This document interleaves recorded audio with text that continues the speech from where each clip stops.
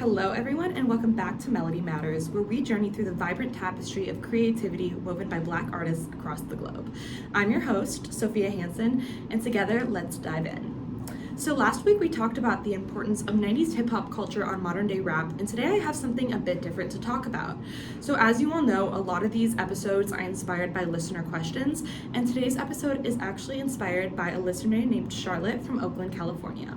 She messaged me, "Can you talk about the rise and importance of Nollywood?" I think that this is a really cool topic, and so that's what we're going to be discussing today. And then just a reminder, if you have any questions or any other ideas for episodes, you can go ahead and message us on Instagram at melody-matters. So let's dive into the vibrant world of Africa's largest film industry. So I honestly didn't know basically anything about this topic before I got this question, and a lot of this research is totally new to me, so I'm super excited to share it with all of you today. So just to begin, I want to go ahead and explain exactly what Nollywood is, and then we can dive into the history and current prominence of it.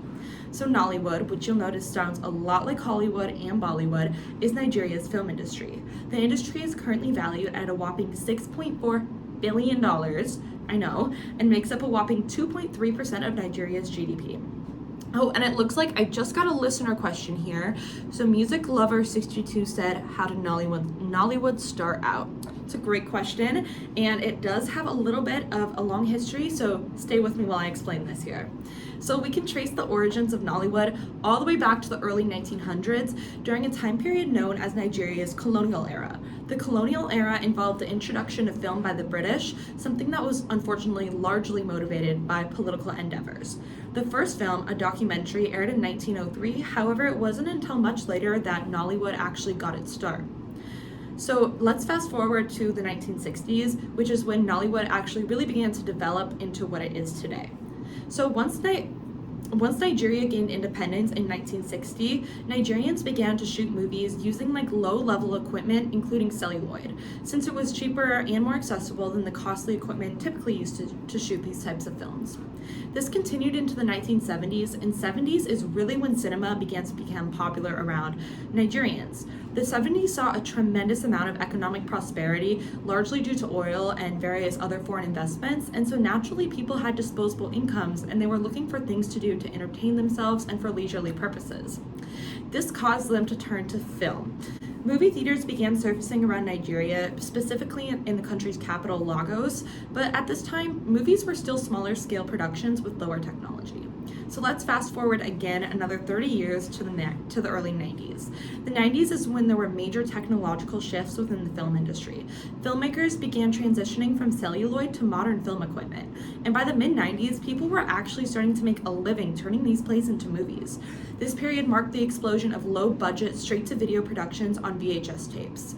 Filmmakers embraced this and produced movies that really resonated with local audiences and addressed societal issues and cultural themes.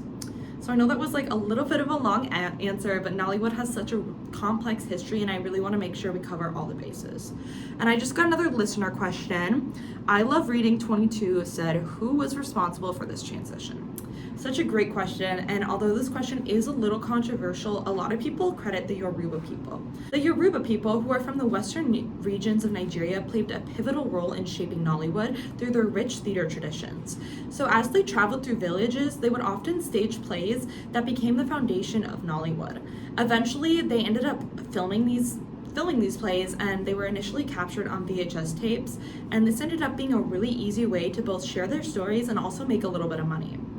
Despite limited resources and not a lot of knowledge, self-taught directors started utilizing commercial video cameras to both produce and distribute their films for people in Nigeria. Although they had pretty low production value, the unique cultural themes were really lacking in Hollywood at the time, and the cultural themes played out in a lot of the Nollywood films is what really caused them to become so popular. Rockstar27 asked, what is the biggest Nollywood movie? That's a great question, and I would definitely have to say that it's Living in Bondage. So in 1992, Chris Obi-Rapu directed Living in Bondage, and it aired in 1992.